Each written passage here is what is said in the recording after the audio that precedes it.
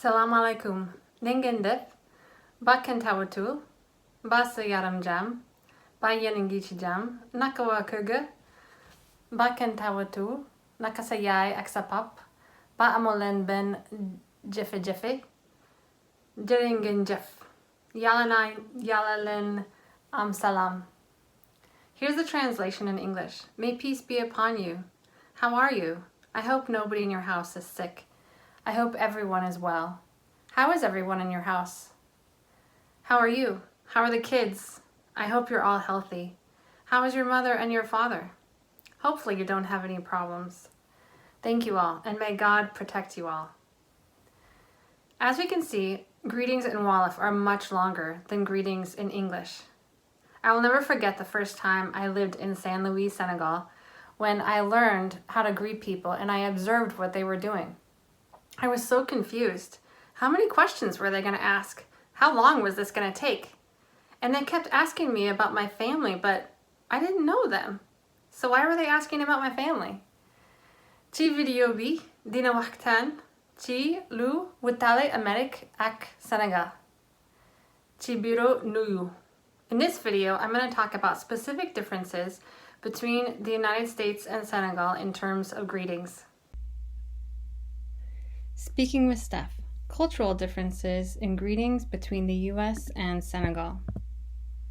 Ci Senegal, nuyu dafa am solo lol ci sa diggante ak say xarit, say mbokk ak ñépp. Ci Amerique nuyu am na solo tam wante dafa gàtt. Mën nga ñàkka nuyu sax bu fekkee nga yàkkante wala nga jàpp. In Senegal, nuyu or greetings are very important between you, your friends, relatives, and everybody. In the US, greetings are also important, but they are quick. It's even okay to not greet someone at all if you are in a hurry or if you're busy. Listen to this typical interaction between two friends in the US. Hey, how's it going? Pretty good. What are you up to? Not much, just studying. Do you want to go get some burritos later? Sure, sounds good. Wolof Translation. Nangda. Jàmm, rekk. Nangda. Defuma, dara. Damay, jàng, rekk. Lekk burritos ci kanam? Waaw, baax na. Notice how short the greetings were. They typically last about 2 sentences with responses, whereas in Senegal, greetings can last for several minutes or longer, depending on this person's age. Notice also how we don't repeat ourselves in the US. I'll never forget when I first met my husband, who is from Senegal, and he kept repeating, "How are you?" Nangda, or say things like, "Yaa toog," you are sitting.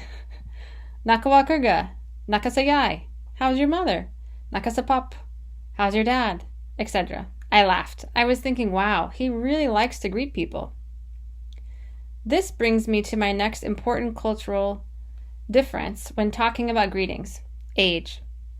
In Senegal, the kind of greeting and the amount of time you spend greeting depends on the age of the person you're talking to.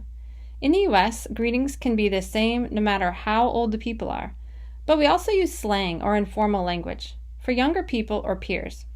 For example, some Americans wouldn't say, "What's up, dude?" to their parents, but some would. It just depends on the relationship they have with their parents. In Senegal, the greetings for older people is very specific and very important in terms of showing respect. Here's an example greeting for an older woman. Soxna si, Nangda, maa fi, sant wa, Jallo, sant bi, ngom, mbaa sa yaram jàmm, alhamdulillah, naka waa kër ga, ñu ngi fi rek, mbaa kenn tawatul, ñépp ñu ngi ci jàmm, naka jot ji, jàmm rek, alhamdulillah. As shown in the above, in this dialogue, respect is essential in Senegalese culture. For greetings, the first way to show respect is that you must use a title for an older person. Senegalese say "sonasi" or "yaay" or "mom" for women, which means madame, mom, and grandma. They say "kelefigi" or "sirinbi" or "papa" or "tonton" or njai for men, which means sir or leader or uncle in English. In the US, saying madame or Mrs. or miss is very formal in most states, although they're more commonly used in the South.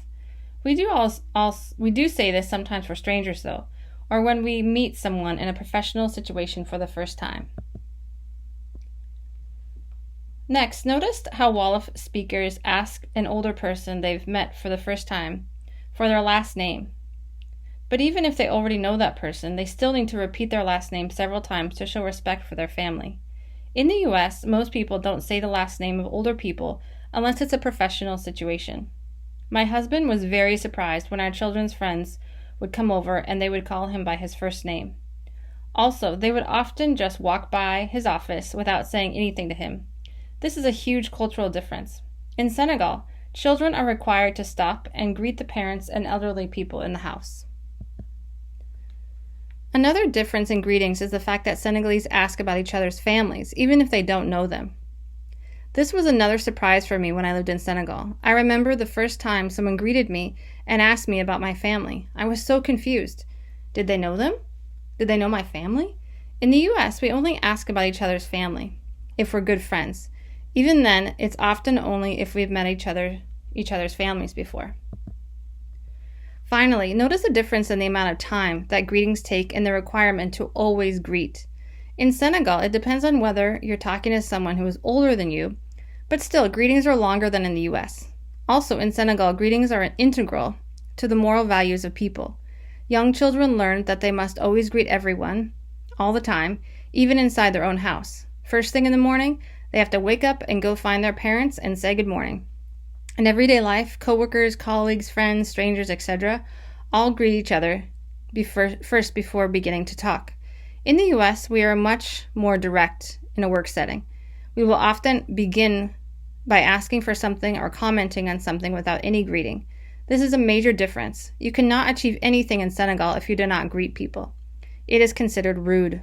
So greet people, and many doors will open for you in Senegal because people will feel you respect them and will open up.